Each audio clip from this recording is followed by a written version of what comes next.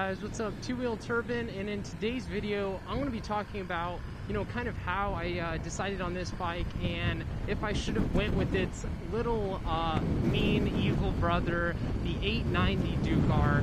Should I have gone with that bike instead of the Beast? Well, in today's video I'm going to talk a little bit about that. Well, in the lead up to get a bike to replace my beloved R6, there were so many bikes that I was considering. In my video that kind of first touched on the Super Duke R, and when I was awaiting it, I talked about some of the bikes I was considering, but I actually left out a few, and one of those was the 890 Duke R. And I was really considering this bike because it seemed like it was just gonna tick all the boxes for me. The price was right, and the reviews were unreal on this bike. Going from the Yamaha R6 to the almighty Super Duke R is a pretty big jump. And really, if I was going to probably go up the ladder the right way, it probably would have made more sense for me to go to the 890 Duke R. And that bike just seemed awesome. So the dealer that had this bike also had an 890 Duke R, and I think they wanted 11,999. And I don't think they were willing to really budge off that with the 890. But, KTM, calls that bike the Super Scalpel, and it really is the Super Scalpel. That bike, I think the best handling naked bike out there, probably in the middleweight category, and just has a great engine characteristics. They said compared to the 790, they made just a ridiculous amount of improvements with the 890 Duke R. And, sometimes when I ride this bike and it's so overkill. I mean, people who own this bike, will claim, oh, I can ride it, like 100% or whatever, but trust me, no one really out here on the streets is riding this bike 100%. It's just not possible. It has just an insane amount of power, where the 890 has a lot more usable power that you can wring out and not get in as much trouble. So now that, as you can see on my dash, I've put about exactly 500 miles on a Super Duke R, well, you may be wondering, do I wish I could go back in time and cancel this deal and go with the 890 Duke R? Well, that's a pretty tough question, but one that I think I can answer, and I still wouldn't do it, but it'd be close, because being a 21-year-old kid, I'm probably like the youngest person in the country with the 2020 Super Duke R.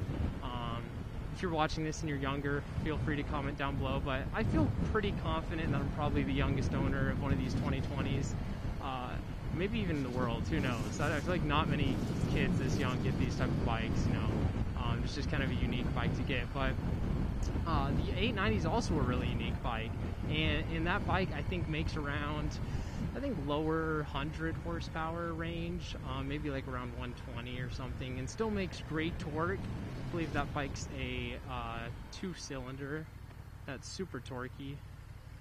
And going along with the amazing engine characteristics of the 890 Duke R is also just KTM's ability to put some of the best suspension components in a middleweight naked, like the 890 Duke R. And that's really what kind of differentiates that bike from a lot of the other offerings from different companies, is just what KTM put into that bike.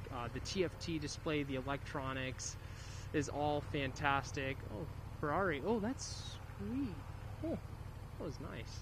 But yeah, so all the electronics, the TFT, there's even quick shifter, I think even launch control was an option on that bike.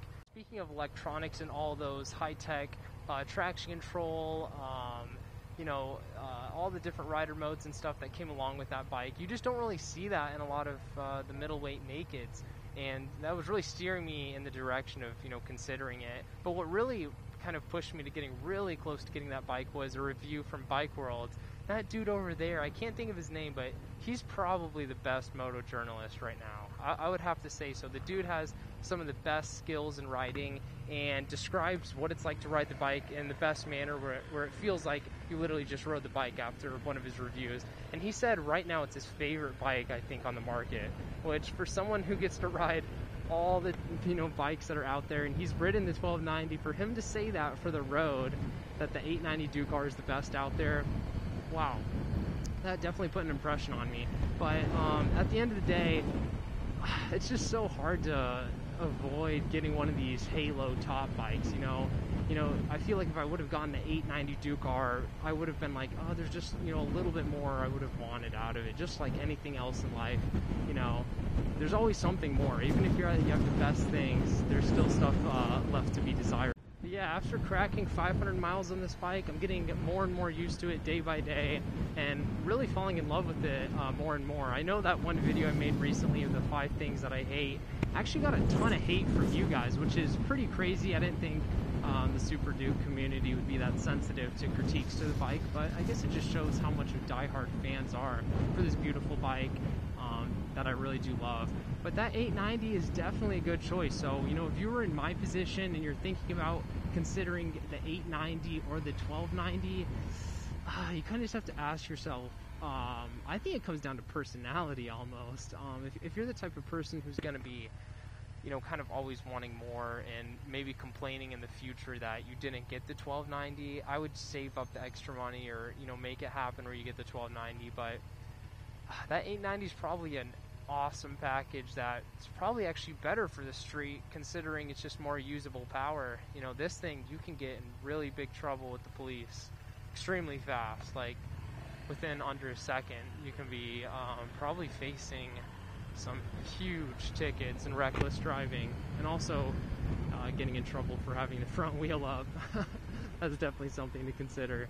But yeah, this was just kind of a quick video talking about what I was thinking when I was deciding what bike I was going to get, and, you know, just weighing the different options, the 890, the 1290. Even for a little bit I was contemplating, I think, the 690 Supermoto they had.